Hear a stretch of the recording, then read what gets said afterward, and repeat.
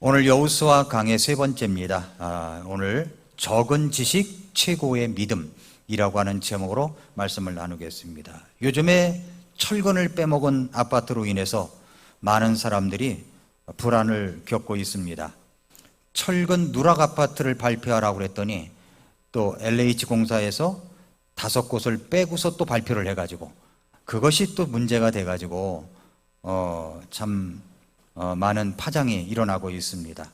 규격에 맞는 철근을 제때 수량대로 넣어야 하고 또 그 아파트에 이 튼튼한 건물을 짓기 위한 공법대로 시공을 해야 되는데 그렇지를 못해서 전수조사를 벌이고 있고 내 아파트도 혹시 그런 것이 아닌가? 이런 그 생각이 들기도 해서 불안한 마음이 있습니다. 그런데 우리 믿음도 똑같다는 겁니다. 우리 믿음도 똑같은 거예요. 왜 그러냐면 우리의 믿음의 건축을 해야 되는데 고린도전서 3장 9절과 10절을 한번 봐보세요. 고린도전서 3장 9절과 10절에 보면은 우리는 하나님과 함께 일하는 일꾼이요 너희는 하나님의 농사요 하나님의 건물이니라. 우리가 하나님의 건물이래요. 건물을 지어져 가는 겁니다. 건물인데 내게 주어진 하나님의 은혜에 따라 내가 지혜로운 주 건축자로서 기초를 놓고, 기초가 누굽니까? 예수 그리스도시죠. 기초를 놓고 다른 사람이 그 위에 세우되 저마다 어떻게 그 위에 세울지 주의할지니라. 그러니까 주의해서 해야 되는 겁니다. 주의해서 해야 돼요. 우리는 믿음의 빌딩을 건축하는 중입니다. 지어져가는 건물들입니다. 그런데 공법이 어떻게 해야 됩니까? 어떻게 그 위에 세울지 주의해야 합니다. 하나님의 공법대로 해야 합니다. 교리라고 하는 철근을 규격에 맞게 넣어야 합니다. 빼서는 안 됩니다. 하나님의 말씀도 없음이 없는 성경이 진짜 성경입니다. 없음이 없는 성경이어야 돼요. 여러분이 외국의 유명한 어떤 그 문학책을 갖다가 한국어로 번역을 해서 내놓는데 번역이 문제가 있고 번역에 또 막 빼먹기도 한 그런 책과 번역이 빼먹지도 않고 정확하게 된 번역서가 있다. 그러면 우리 아이들에게 책을 사줄 때 어떤 책을 사주겠느냐는 거죠. 빼먹지 말아야 됩니다. 그리고 고치지 말아야 돼요. 그래서 성경에는 세례가 아니라 침례로 되어 있는 그 올바른 성경을 우리가 갖고 있고 여기에 나와 있는 말씀대로 교리대로 우리의 믿음을 건축하고 있습니다. 그래서 그렇게 교리라고 하는 철근을 일정한 숫자대로 집어넣어서 타설을 해야 되는 거죠. 아니면 H빔을 쓸 때에도 규격에 맞는 것을 써야 되는 겁니다. 우리가 이 믿음의 건축집을 짓는데 낭만스럽게 무슨 통나무 집을 짓고 초가집을 짓는 게 아닙니다. 튼튼한 집을 지어야 돼요. 그래서 어떤 재료를 가지고서 집을 지어야 되느냐? 고린도전서 3장 그 이후에 11절 이하에 보니까 아무도 이미 놓은 기초 위에 다른 기초를 놓을 수 없나니 이 기초는 예수 그리스도시니라. 기초는 예수 그리스도입니다. 그런데 어떤 사람이 이 기초 위에 집을 짓는 재료가 있는데 금이나 은이나 보석이나 나무나 건초나 짚을 세우면 각 사람의 일이 드러나리라. 그날이 그것을 밝히 드러내리니 이는 그것이 불에 의해 드러나며 그 불이 각 사람의 일이 어떤 종류인지 그것을 시험할 것이기 때문이라고 했습니다. 그러니까 우리가 집을 짓는데 가연성 재료와 불가연성 재료가 있는데 불가연성 재료, 그러니까 우리가 불에 타지 않는 재료, 금은 보석으로 집을 져야 되는데 나무나 풀이나 짚을 가지고 대신하면 안 된다는 겁니다. 그런데 이런 공법대로 우리의 믿음의 건축을 해 가야 되는 거죠.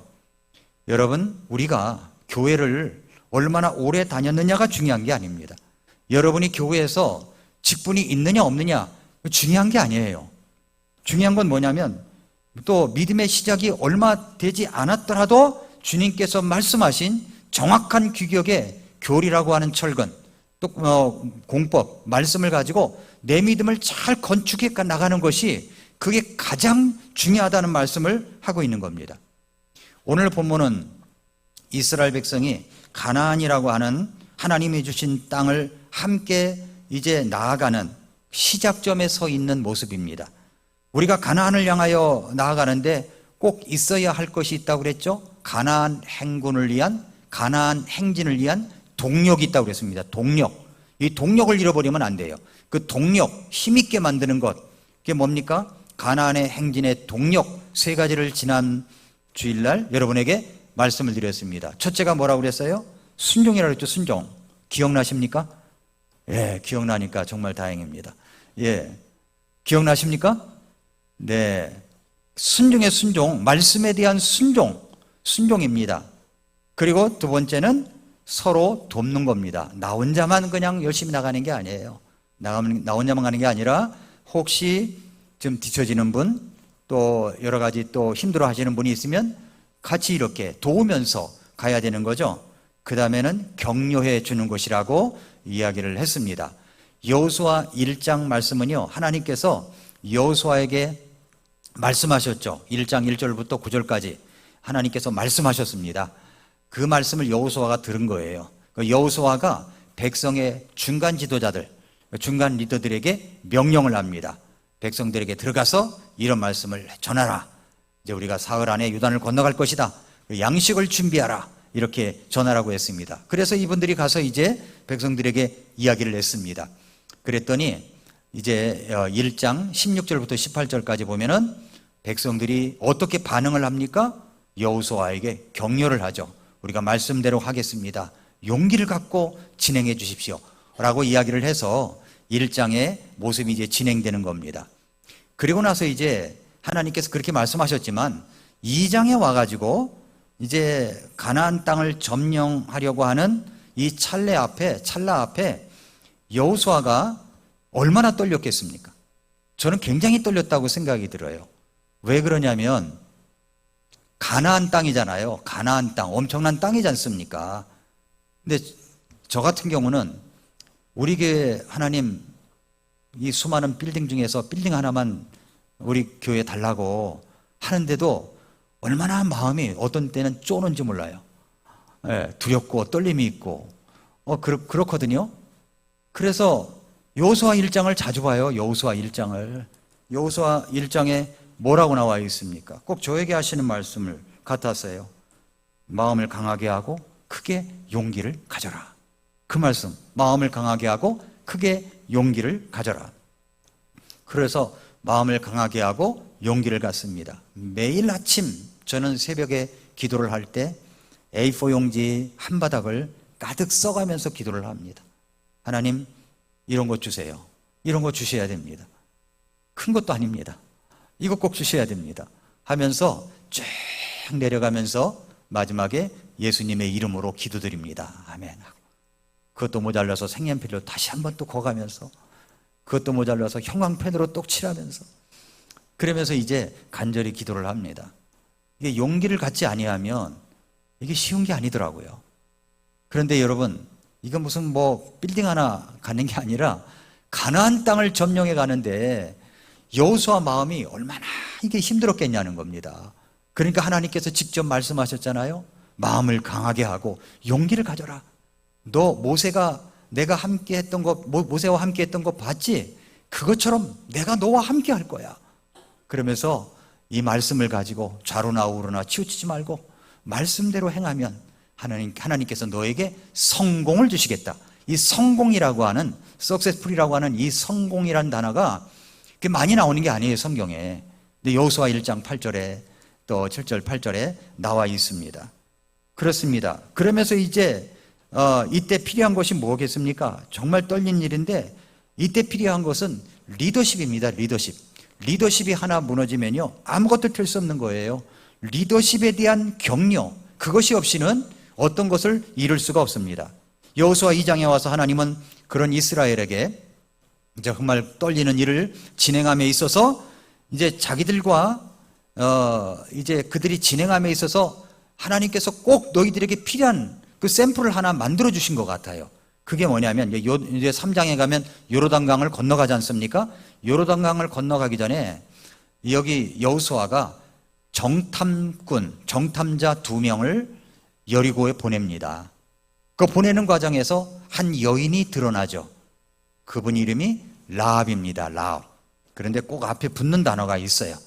입에 오르내리기 힘든 단어, 창녀 라합이라고 하는 단어가 꼭 우리가 여기서 성경에 나와 있습니다. 그런데 꼭 라합 하면 그냥 라합이라지 않고 그 앞에 꼭 붙는 단어가 있더라고요. 야, 천국 가면 조심해야 되겠구나. 라합을 만났는데 갑자기 그 앞에 두 글자를 불러가지고 같이 부르면 절대 안 되겠구나. 이런 생각을 하면서 말씀을 읽는데, 그러면서 그 여인을 드러내는 겁니다. 그러면서 우리가 순종도 해야 되고 서로 도와야 하기도 하고 그리고 리더십을 세우기 위한 격려도 필요하지만 우리에게 꼭 있어야 될 것이 뭐냐? 그것은 바로 믿음이라고 하는 것을 보여주는 겁니다. 믿음이라는 것을 보여주는 거예요. 그래서 아주 적은 지식을 갖고 있었던 라합이 어떻게 최고의 믿음을 발휘할 수가 있는가 하는 것들을 여기서 보여준 겁니다. 그래서 오늘 이 말씀을 우리에게 주시는 거예요. 1차적으로는 이스라엘 백성들에게 주시는 말씀입니다. 2차적으로는 오늘을 살고 있는 우리들에게 주시는 말씀입니다. 자, 어떤 말씀을 주시려고 하는 것일까요? 첫째로, 우리에게 닥친 큰 절망을 하나님이 주신 기회로 삼으라는 말씀이에요. 절망이 오죠? 그걸 기회로 삼으라는 겁니다. 생각하면 절망이 와요. 생각하면 앞이 캄캄해요. 어떻게 할 줄을 모르겠어요. 이런 절망이 있을 때 그 절망을 바꾸라는 거예요. 어떻게? 기회로 바꾸라는 겁니다. 기회로 바꾸라는 거죠.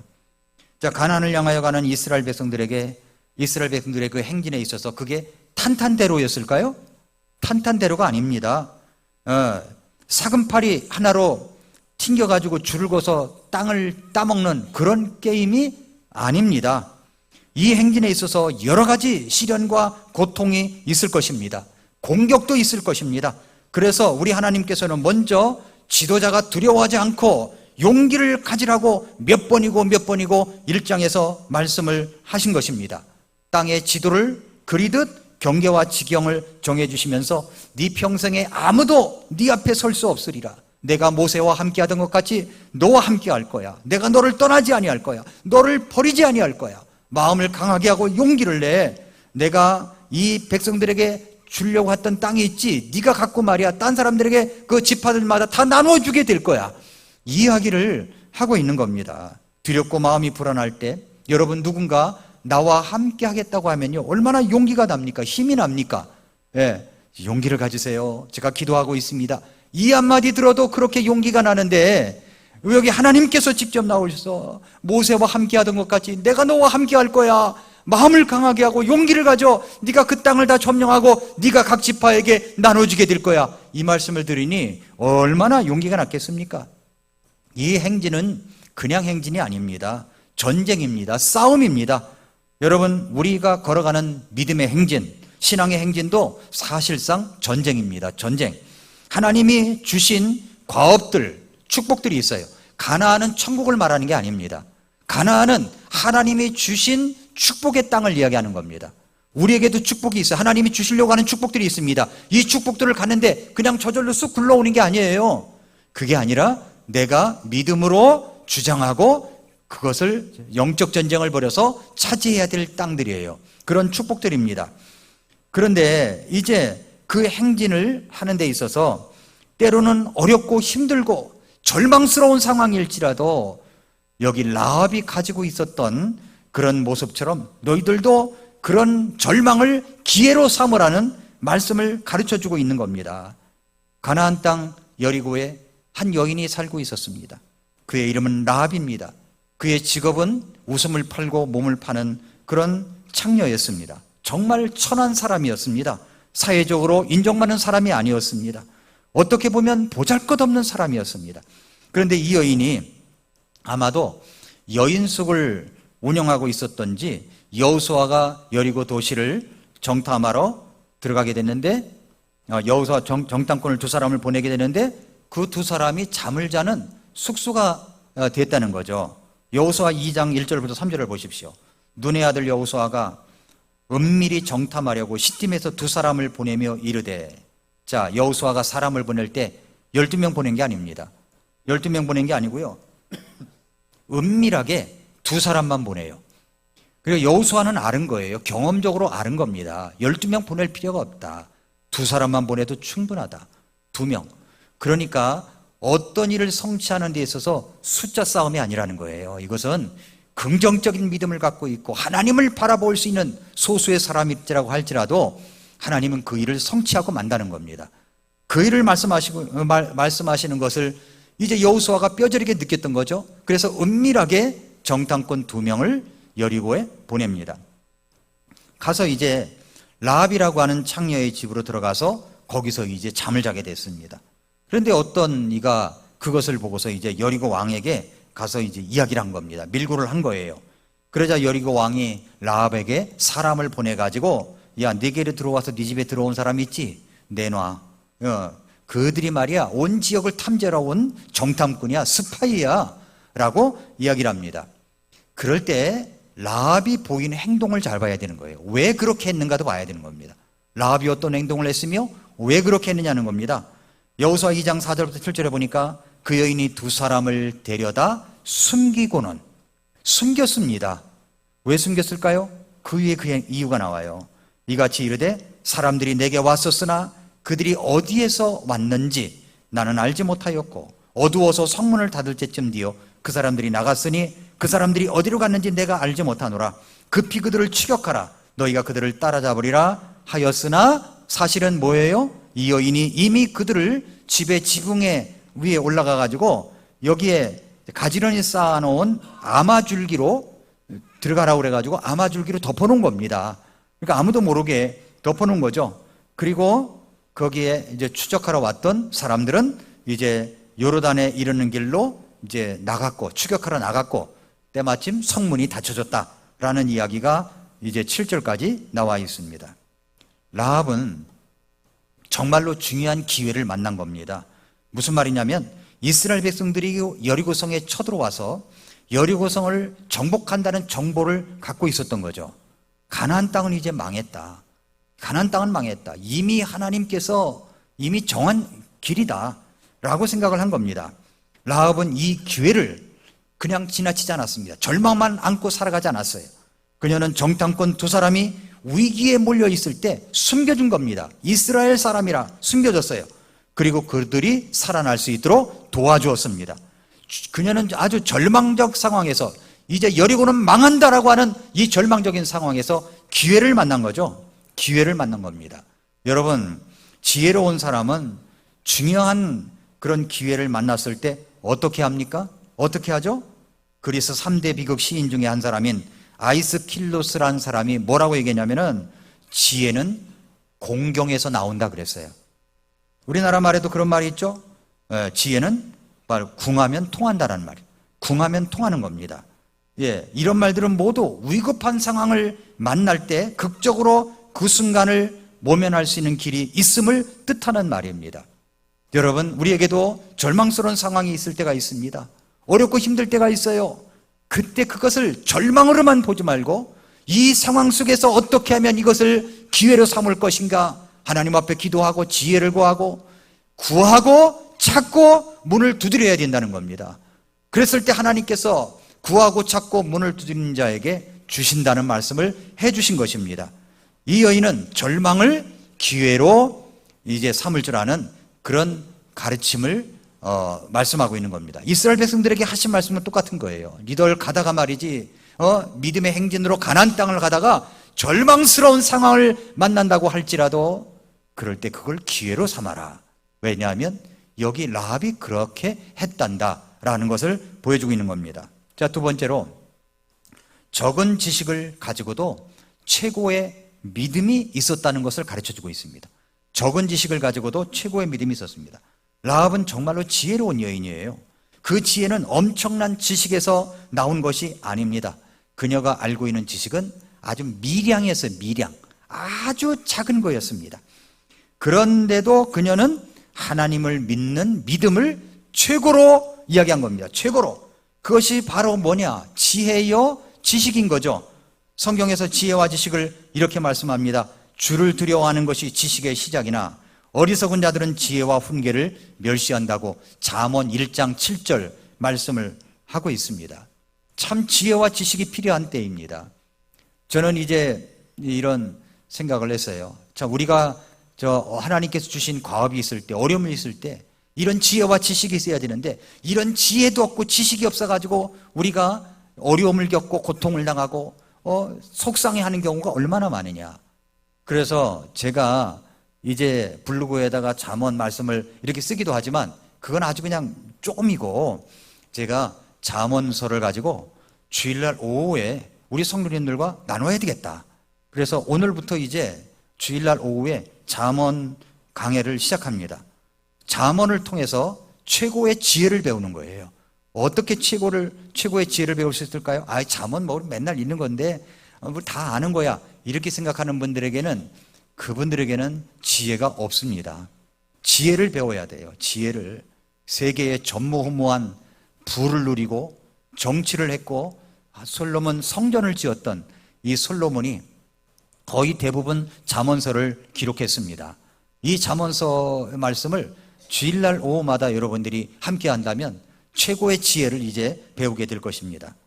라합은 이렇게 말합니다. 여호수아 2장 9절에서 뭐라고 그랬냐면은, 그 사람들에게 말하되, 이제 숨겨두고 이제 그 추적자들이 갔을 때 이제 그 정탐꾼 2명에게 말하는 겁니다. 주께서 이 땅을 너희에게 주신 줄을 내가 아노라 그랬어요. 이 땅을 하나님께서 너희에게 주셨다는 걸 안다는 겁니다. 놀랍지 않습니까? 알아도 부정할 수 있잖아요. 알아도 그래도 아니야, 우리가 너희들 물리칠 거야, 이게 아니라 여기 라합은요 아예 인정을 했어요. 하나님께서 이 땅을 너희에게 주신 줄을 내가 안다, 스쳐 지나가듯이 알았다는 말이 아닙니다. 오래전부터 이스라엘 백성들이 홍해를 가르고 이스라엘 백성들이 건넌 그때부터 이 여인은 그 소문을 듣고 아는 거예요. 이야, 그 하나님 너무 놀랍다, 너무 놀라운 하나님이네. 이런 걸 이제 듣게 된 거죠. 그래서 이 가나안을 향해서 그들이 진군해 온다는 것도 알았습니다. 그래서 이 땅은, 가나안 땅은 이스라엘에게 주신 땅이구나 아예 인정을 해버리잖아요. 그러면서 뭐라고 그러냐면은, 너희의 공포가 우리를 덮쳤으므로, 공포가 덮쳤대요. 공포가 얼마나 이 소문이 그들에게 놀랍게 다가왔는지 공포가 완전히 덮친 겁니다. 이 땅의 모든 거주민들이 너희로 인해 기력을 잃어버렸다는 거예요. 기력을 잃어버렸다. 야, 이거 만나면 안 되겠구나, 어떻게 하면 좋으냐. 기력을 잃어버렸다는 겁니다. 공포, 기력을 잃었다라고 얘기를 합니다. 그래서 이제 계속 말합니다. 2장 10절에 보니까, 너희가 이집트에서 나올 때 주께서 너희를 위해 홍해물을 마르게 하신 일. 여러분은 하나님께서 이스라엘 백성들을 이끌고 나올 때 홍해가 갈라지는 것을 보고 공포를 느끼셨습니까?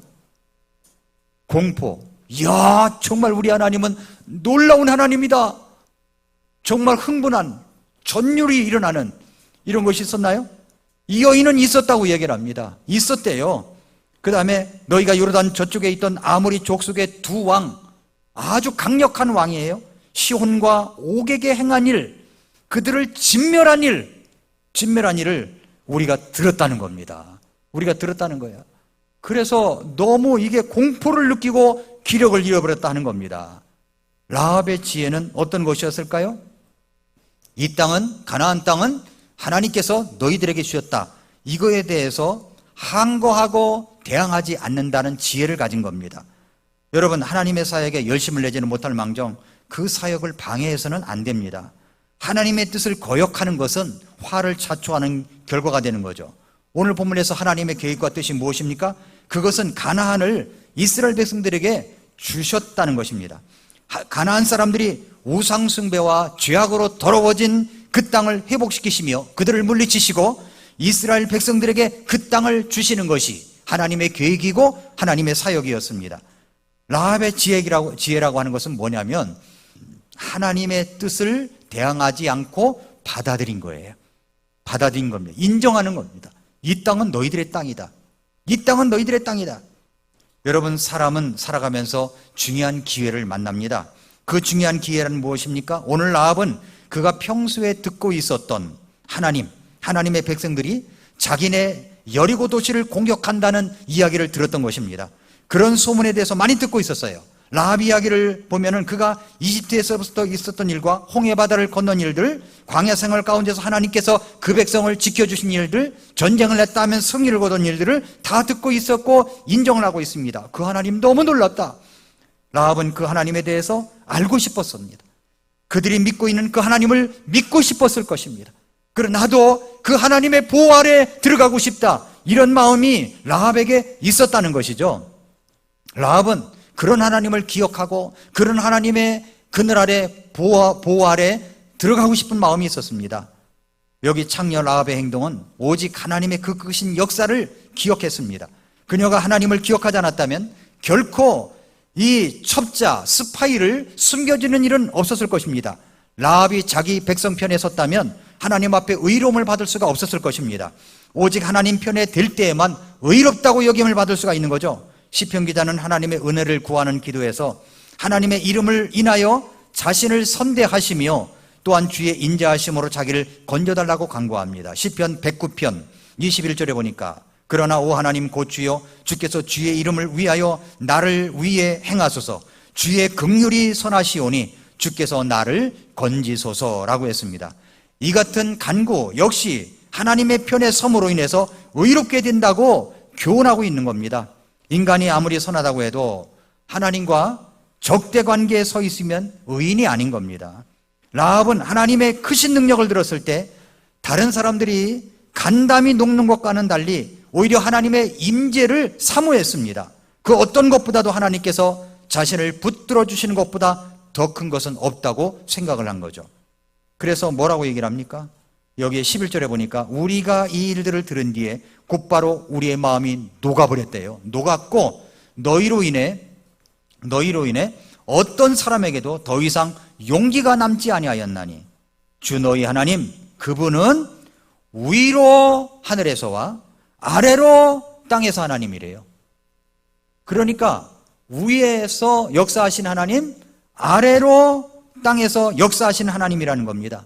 하나님이 천지의 주인이시고 창조주이심을 고백한 겁니다. 하늘과 땅의 주인이 아니고서는 이런 일이 일어날 수가 없다는 거죠. 초능력적인, 그리고 이적을 행할 수 없으신 이적을 행할 수 있으신 그분을 믿고 싶은 마음이 있었던 것입니다.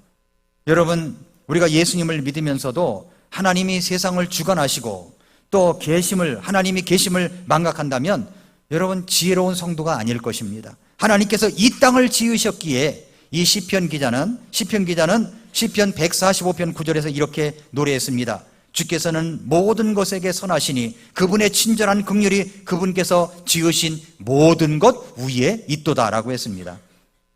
여기 이방인인 라합이 하나님을 두고 뭐라고 얘기를 합니까? 위로 하늘에서와 아래로 땅의 하나님이라고 고백할 수 있었던 것은 진정 이 라합에게 하나님의 은혜가 있었기 때문이라고 짐작할 수가 있습니다.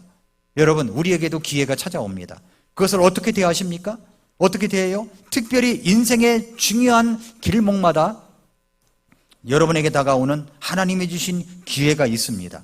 그것을 어떻게 받아들이십니까? 때때로 찾아오는 이 절망의 상황을 만났을 때 그 상황을 하나님이 주신 기회로 만들라는 겁니다. 그리고 내가 알고 있는 하나님에 대해서 아주 적은 지식을 갖고 있다고 할지라도 그 하나님에 대해서 믿음을 갖고 고백을 하라는 거예요. 믿음을 갖고 고백을 하라는 겁니다. 우리 하나님은 위에서의 하나님이고 땅에서의 하나님, 모든 능력 있으신 하나님이시다. 이런 하나님을 고백하라는 겁니다. 할 수 있다 하시니는 오직 능력의 주 하나님이에요.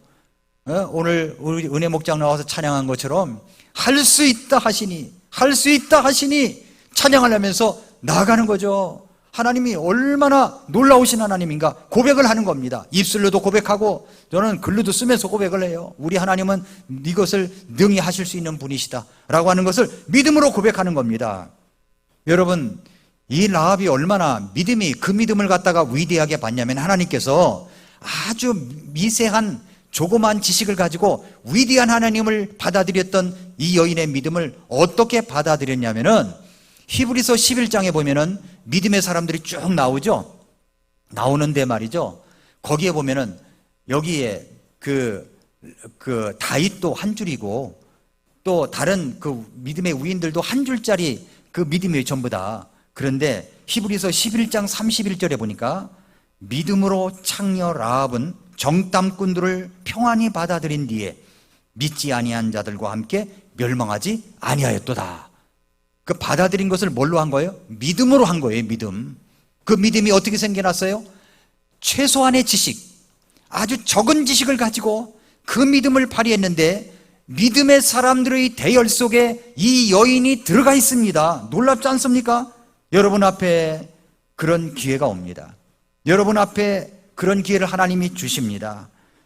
이 여리고라고 하는 이 도시는 불법의 소굴이었어요. 우상숭배의 도시였습니다. 그래서 하나님께서 이 땅을 정복하라고 하신 것입니다. 그래서 이 정탐꾼이 온 계기를 이 라합은 하나님이 주신 기회로 받아들이게 된 것입니다. 여러분은 어떻습니까? 여러분 앞에 펼쳐질 일들에 대해서 어떤 일들도 절망스러운 일을 만난다고 할지라도 그것을 하나님이 주신 기회로 받아들이십니까? 여러분 앞에 그렇게 복음 이야기를 들려주고 교회 이야기를 들려주는 것을 하나님께서 여러분을 사랑하신다는 기회로 받아들이고 있습니까? 이 라합은 신분이 창녀라고는 하지만 하나님 앞에 진실됨을 가지고 있었어요. 그래서 이 여인은 이 기회를 하나님을 만날 수 있는 기회, 구원받을 수 있는 기회로 받아들이게 된 것입니다. 그러니까 이 여인은 어떤 여인이었어요? 이 여인은 바로 적은 지식을 가지고도 최고의 믿음을 가지고 있었던 그런 여인이라는 겁니다. 마지막으로 이 여인은 나만 구원받는 것이 아니라 가족들을 구출하는 믿음을 갖고 있었어요. 나만 구원받은 게 아니에요. 여호수아 2장 12절 13절에 보세요. 이제 이야기하죠. 뭐라고 합니까? 이제 원하건대 내가 너희에게 친절을 베풀었으니 너희도 내 아버지 집에 친절을 베풀 것을 주를 두고, 여기 하나님을 두고 그러잖아요. 하나님을 두고 하나님의 이름을 꺼냅니다. 이 여인이 하나님을 두고 내게 맹세하며 내게 참된 증표를 달라는 겁니다. 증표를 주고 내 아버지와 어머니와 형제들과 자매들과 그들에게 속한 모든 자들 살려두며 우리의 생명을 죽음에서 구출해달라 이야기하잖아요. 여러분이 죄인임을 회개하고 예수님을 만났을 때 누가 가장 먼저 생각이 나던가요? 누가 생각이 났습니까? 저는 저희 부모님이 생각이 났습니다. 우리 아버지가 생각이 났어요. 우리 어머니가 생각이 났습니다. 우리 아버지 어머니 불쌍하신 분인데 우리 아버지 어머니 구원받아야 되는데 그래서 어떻게 하면 복음을 전할 수 있을까? 교회 갔다 오면 작대기를 들고 때려 죽일 것처럼 저를 쫓아다니던 아버지였지만 매일 새벽마다 하나님 앞에 엎드려 구원해달라고 기도하고 기도했습니다. 우리 아버지 어머니가 생각이 났어요. 제 동생들이야 제가 잡아놨으니까 늘 이 형님이니까 막 잡아놨거든요. 그러니까 야 니들 교회 가라. 그래가지고 이제 가까운 침례교회에 가게 했어요. 저는 멀리 다녔고 거기서 구원받았으니까 멀리 다녔고 가까운 침례교회로 나가라. 그때부터 나갔어요. 형이 이야기하니까 듣는 거예요. 구원받고 결혼해서 귀한 가정 이루고 믿음의 가정 이루고 저희 아버님도 자식 이기는 부모님이 있나요? 그렇게 해서 구원받고 우리 어머니도 구원받고 그렇게 된 겁니다. 구원받을 때 제일 먼저 생각나는 분이 있잖아요. 부모님이 생각나죠. 형제자매들이 생각이 나죠. 친지친척들이 생각이 나죠. 예, 저는 저희 큰아버님을 평소에 굉장히 좀 미워했었습니다. 목사가 되고 나서도 저희 아버지에게 행했던 일들이 생각이 나가지고 늘 미워했었어요. 저희 큰아버님이 병원에 입원해가지고 중환자실에 계셨을 때 제가 이제 거기 청주로 면회를 갔습니다. 그리고 들어갔어요. 그래서 이제 제가 그 자리에서 하나님 앞에 기도했습니다. 하나님, 제가 우리 큰아버지를 용서합니다. 그렇지만 제가 복음을 전하기 원합니다. 그래서 우리 큰아버님은 교회 다녀서 집사 땄다고 저한테 전화했던 분이거든요. 집사 땄다고. 집사 따면 뭐합니까? 구원받지 못했는데. 그래서 이제 가서 이제 복음을 전했는데 그 중환자실에서 예수님을 구주로 영접을 하셨어요. 우리 구원받고 나면요, 아무리 미워해도 친지친척들이 있어요. 라합을 생각해 보세요. 라합은 자기가 구원받고 자기가 구원받는다고 생각하니까 자기만 구원받으면 안 돼. 아직 구원이 이루어지지도 않았어요. 그러나 그걸 믿은 거죠. 증표를 내달라 말이죠. 살려달라고, 구출해달라고 이야기를 합니다. 그래가지고서 이야기를 한 것이 뭡니까? 나중에 어떻게 됐어요? 여호수아 6장 22절 23절 보세요. 여호수아가 이렇게 외칩니다. 여호수아가 뭐라고 하냐면은, 그러나 이미 여호수아가 전에 그 지역을 정탐한 두 사람에게 이르되, 정탐했던 두 사람을 불러가지고 이야기합니다. 약속이었으니까 그 창녀의 집에 들어가 너희가 그 여인에게 맹세한 대로 그녀와 그녀에게 속한 모든 것을 데리고 나가라 하였으므로 정탐한 청년들이 들어가 라합과 그녀의 아버지와 어머니와 형제들과 그녀에 속한 모든 것을 데리고 나가고 그녀의 모든 친족을 데리고 나와 이스라엘 진영 밖에 뒀다라고 얘기를 합니다. 그리고 여리고성이 무너진 거예요. 라합이 혼자 하나님을 의지하기로 믿기로 작정하였을 때 여러분 가족들이 생각하면 뭔가 조롱하고 비웃고 그랬지 않았을까요? 이스라엘 백성들이 말이죠, 여리고성을 돌고 있을 때 라합은 혼자 그 믿음을 굳건히 지키고 친족들에게 이야기합니다. 여리고성, 저 여리고 성벽도 무너질 것이다. 그러니까 우리 집으로 와라. 우리 집에 와야 산다. 이것은 곧 무너질 거야. 그들이 도는 이유가 있을 거야. 그러니까 우리 집으로 와. 우리 집으로 와 라고 이야기했었을 것입니다. 그랬을 때 친족들이 비웃지 않았을까요?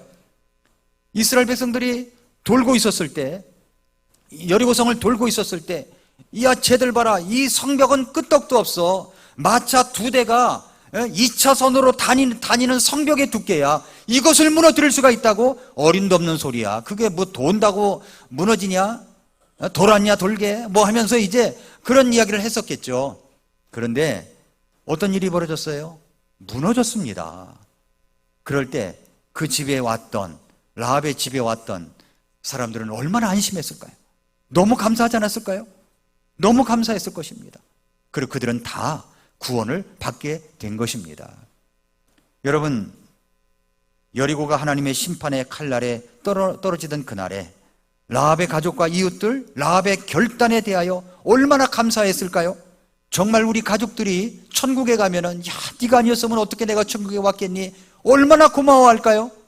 그러나 흰 왕좌 심판대가 펼쳐져 가지고 모든 사람들이 다 이제 살아남아서 심판을 받을 때, 지옥불에 들어갈 때 그 예수님 왕좌 그 뒤편에 서 있던 우리들을 보고 나한테 조금만이라도 좀 더 세게 이야기해 줬으면 좋았을 걸, 왜 이야기를 안 해줬냐고, 그런 소리가 들리지 않을까요? 아마 이야기했을 겁니다. 왜냐하면 요한계시록 21장 4절에 보니까 예수님께서 모든 눈물을 그 눈에서 씻기셨다는 얘기가 나와요. 왜 거기서 눈물을 씻기십니까? 감격스러운 눈물도 있지만 정말 자기가 조금만 더 노력을 했으면 이 사람들을, 가족들을, 부모님을, 친지친척을 구원해낼 수 있었을 텐데 구원해내지 못했구나 하는 이런 아쉬움과 안타까움이 있어서 안타까운 눈물을 흘리지 않았을까요?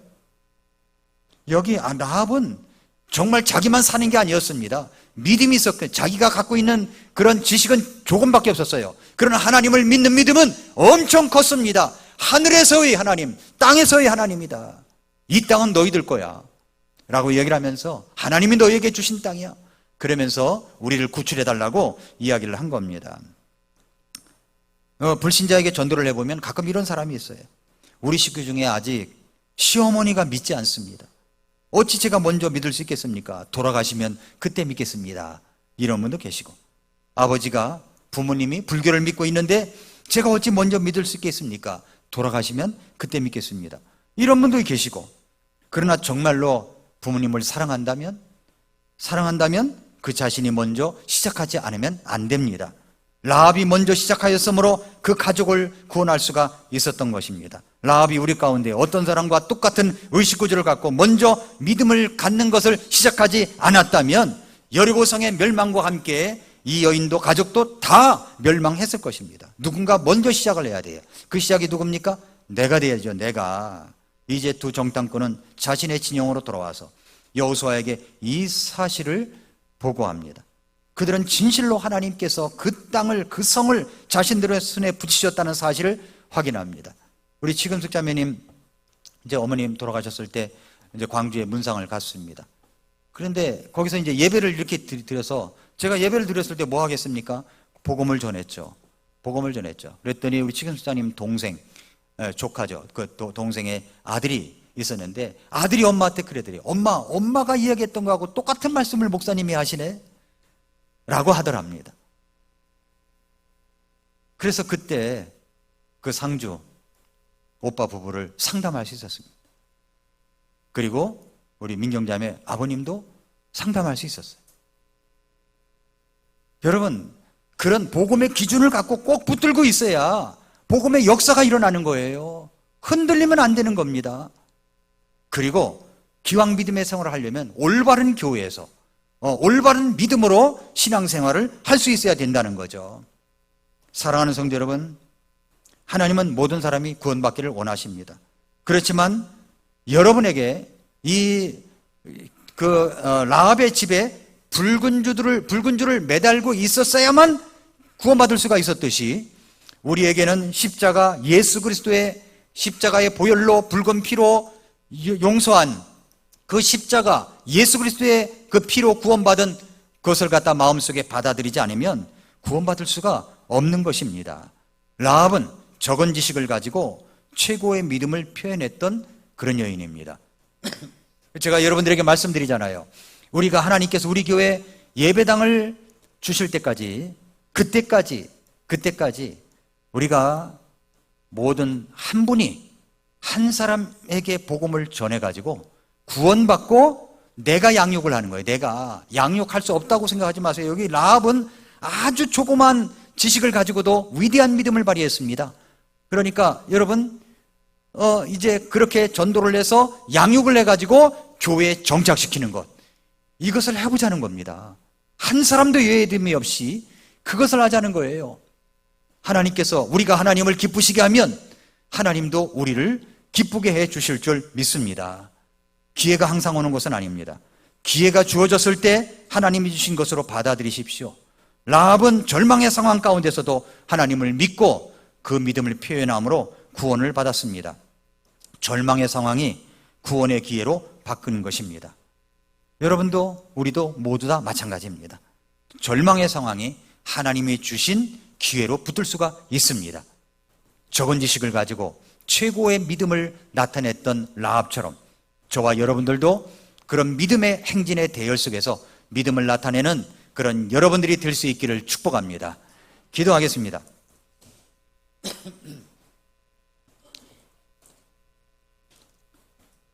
이 시간 우리 함께 기도할까요? 하나님, 제가 갖고 있는 하나님에 대한 지식은 작을지라도 그것 가지고도 최고의 믿음을 나타낼 수 있다는 것을 믿습니다. 믿음으로 살겠습니다. 믿음의 행진 속에 나아가겠습니다. 아무리 절망이 있다고 할지라도 하나님, 그것을 하나님이 주신 기회로 삼겠습니다. 나만 구원받는 것이 아니라 우리 가족 모두 다 구원받을 수 있기를 기도합니다. 전하겠습니다. 인도하겠습니다. 도와주시옵소서. 같이 기도하겠습니다.